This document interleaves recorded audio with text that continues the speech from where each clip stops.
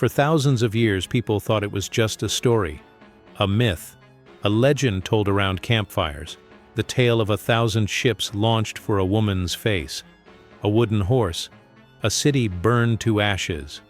But what if I told you that one man risked everything, his reputation, his fortune, even his sanity, to prove the world wrong? And what he found beneath the soil of Turkey changed history forever. This is the story of the real Troy. Close your eyes for a second and imagine this. It's 1870. You're standing on a barren hill in northwestern Turkey. The wind is harsh. There's nothing around you but dirt, rocks, and the whispers of local farmers who think you've lost your mind. You've spent your entire life savings. Your wife left you. Scholars mock you in newspapers across Europe. But you have a book in your hand, an ancient book, Homer's Iliad, and you believe with every fiber of your being that the greatest city in ancient literature is buried right beneath your feet. That man was Heinrich Schliemann, and against all odds he was right. But here's where it gets complicated, because the story of finding Troy isn't just about digging up old stones, it's about obsession, betrayal, treasure, and a question that still haunts archaeologists today. Did the Trojan War actually happen? Let's rewind. Way back, like 3,000 years back. Around 1200 BC, something catastrophic happened in the ancient world. Entire civilizations collapsed. The Bronze Age ended, cities burned, empires fell, and somewhere in that chaos, according to legend, there was Troy. Homer wrote about it centuries later in the Iliad. The story is epic. Helen, the most beautiful woman in the world, is taken from her Greek husband by Paris, a Trojan prince. Her husband's brother, King Agamemnon, gathers the greatest warriors of Greece: Achilles, Odysseus, Ajax. They sail to Troy with 1,000 ships and lay siege to the city for 10 years. 10 years. Finally, they trick the Trojans with a giant wooden horse. Soldiers hide inside. The Trojans pull it into their city. That night, the Greeks emerge, open the gates, and Troy burns. It's an incredible story, full of gods, heroes, love, and revenge. But for most of history, that's all it was, a story. Then came Heinrich Schliemann. Born in Germany in 1822, Schliemann wasn't an archaeologist. He wasn't a scholar. He was a businessman, a merchant who made a fortune in Russia and California during the gold rush. But he had one obsession since childhood: finding Troy. His father read him Homer's Iliad when he was 7 years old, and he never let it go. While other men chased money, Schliemann chased a dream, and in 1871, he started digging at a place called hillside in Turkey. Everyone thought he was crazy. Respected historians said Troy was fiction. Even if it existed, nobody knew where it was. Some thought it was in Greece. Others thought it was completely made up. But Schliemann had done his homework. He read ancient texts, studied geography, and interviewed locals, and hillside matched Homer's descriptions. So he dug, and he found something. Layer after layer of ancient cities. Not one Troy, not two. 9 different settlements stacked on top of each other like a cake. Each one built on the ruins of the last. It was mind-blowing. This hill had been a city for thousands of years. But Schliemann made mistakes, big ones. He was so obsessed with finding Homer's Troy that he dug too fast, too recklessly. He used dynamite. Yes, dynamite. He destroyed layers of history in his rush. He wanted treasure, glory, fame, and he found treasure. Gold diadems, jewelry, copper shields. He called it Priam's Treasure after the king of Troy in Homer's story. He smuggled it out of Turkey, took photos of his wife wearing the ancient gold. It became an international scandal. Turkey demanded it back. Schliemann's reputation was damaged, but the world couldn't ignore what he'd proven. Troy was real. Now, here's where things get even more interesting. After Schliemann died, real archaeologists took over. Professionals. They studied the site carefully, layer by layer, and they discovered something Schliemann missed. The treasure he found? It wasn't from Homer's Troy. It was 1,000 years too old. See, the 9 layers of Troy span from around 3000 BC to 500 AD. That's 3,500 years of history in one place. The Troy that Schliemann wanted, the one from Homer's story, would have existed around 1200 BC. That's called Troy VII. The treasure he found came from Troy II, around 2500 BC. He'd found treasure, just from the wrong Troy. But here's the beautiful irony.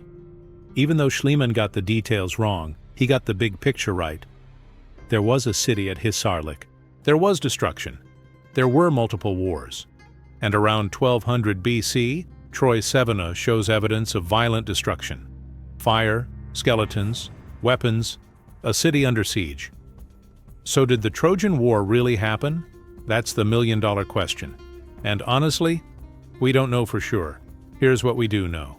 Around 1200 BC, Troy VII was a prosperous city. It controlled the Dardanelles, a crucial waterway between the Aegean Sea and the Black Sea. Any ship wanting to trade between Europe and Asia had to pass Troy. That meant taxes, tolls, power, wealth. That's a reason for war. We also know the Mycenaean Greeks, the civilization Homer wrote about, were real. They were powerful. They were warriors. They traded across the Mediterranean. And they left records written in an ancient script called Linear B. But here's the frustrating part. Those records mention places, people, and wars. But they never mention Troy. At least not by that name. Some scholars think a place called Wilusa in Hittite records might be Troy. The Hittites were a powerful empire in Turkey at the time, and their texts talk about conflicts near the coast. Wilusa, Ilios. Troy was also called Ilios in Greek. Is it the same place? Maybe. Let's talk about the evidence on the ground. Modern archaeologists using advanced technology have discovered that Troy was much bigger than Schliemann thought. The city had a lower town outside the main fortress walls. At its peak, maybe 10,000 people lived there. That's huge for the Bronze Age. The walls were massive, thick stone fortifications, towers, gates. This was a city built to withstand attacks. And there's evidence it faced many. Troy VII, the layer from around 1200 BC, shows signs of earthquake damage that was quickly repaired. Then signs of siege. Food storage jars buried in houses. People were preparing for a long conflict. And then, fire, destruction, human remains found in the streets. Someone attacked this city, someone burned it. But was it the Greeks? Was it a 10-year war?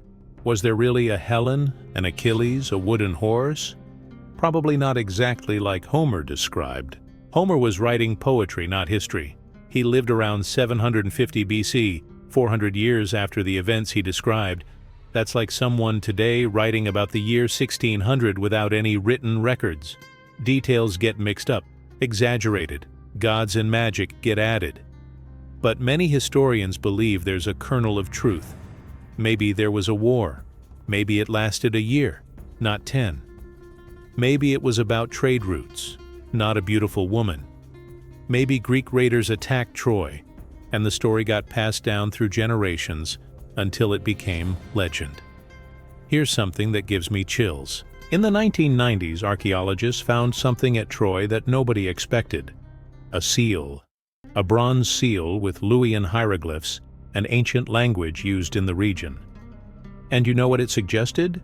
That Troy had diplomatic relationships with other powers, that it was important, significant, worthy of epic tales. There's also evidence of widespread destruction across the entire eastern Mediterranean around 1200 BC. Historians call it the Bronze Age collapse. Dozens of cities were destroyed. The Hittite Empire fell. Mycenaean Greece collapsed.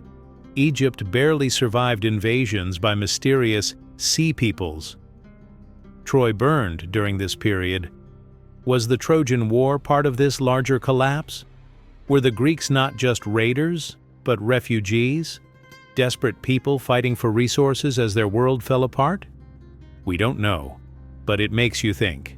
Let's address the wooden horse. Because everyone wants to know. Was it real? Almost certainly not as a literal giant wooden horse. But here's an interesting theory. Ancient armies used siege towers, large wooden structures on wheels, to attack city walls. These were sometimes called horses in military terminology. Could the story of the Trojan horse be a garbled memory of a siege engine? Or maybe it's entirely symbolic, a metaphor for trickery and betrayal. Ancient literature is full of symbols. The truth is, we'll probably never know. And in a way, that's what makes Troy so fascinating. It sits right on the edge between history and myth, real enough to dig up, mysterious enough to keep us guessing. So what happened to Troy after the Bronze Age? It didn't stay dead. Remember, there are 9 layers. People kept rebuilding. Troy 8 became a Greek city. Troy 9 became a Roman city. Emperor Augustus visited it. So did Julius Caesar, who claimed to be descended from Aeneas, a Trojan hero who supposedly escaped the burning city and founded Rome. Even Alexander the Great visited Troy before his conquest of Asia. He believed he was following in Achilles' footsteps. He made sacrifices at what he thought was Achilles' tomb. For over 1,000 years after Homer, people believed Troy was real and made pilgrimages there. Then, ironically, as the Roman Empire fell and the Middle Ages began, the location was forgotten. The ruins were buried. The stories remained, but the place became a mystery, until Schliemann. Today, Troy is a UNESCO World Heritage Site.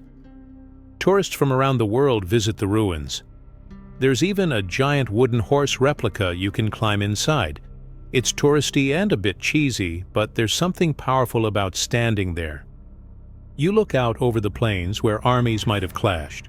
You see the Dardanelles in the distance, the waterway that made this city worth fighting for. You touch stones that are 3,000 years old, and you realize that history isn't just dates and facts. It's people. Real people who loved, fought, built cities, and watched them burn. Whether or not there was an Achilles or a Helen, there were real men who fought here. Real women who lost their homes. Real children who heard stories about the war from their grandparents and passed them to their grandchildren until they reached Homer, who turned them into poetry that has survived for almost 3,000 years. That's incredible. Here's what gets me about this whole story. Heinrich Schliemann was wrong about a lot of things. He was reckless. He destroyed evidence. He lied about some of his findings. He was motivated by ego and fame as much as by scholarship. But he was right about the thing that mattered most. He believed in something everyone else dismissed, and he proved them wrong. Troy was real. Not exactly the Troy of legend, not a city of gods and magic, but a real place where real history happened. A city that rose and fell and rose again across millennia. A city important enough that its destruction echoed through time and became the most famous war story in Western literature. And here's the thing about myths and legends. They don't come from nowhere. The best stories, the ones that survive for thousands of years, have roots in reality.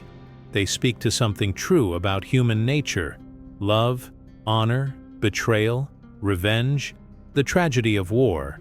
Homer's Troy might be fiction, but the real Troy, the one you can visit today, tells an even better story.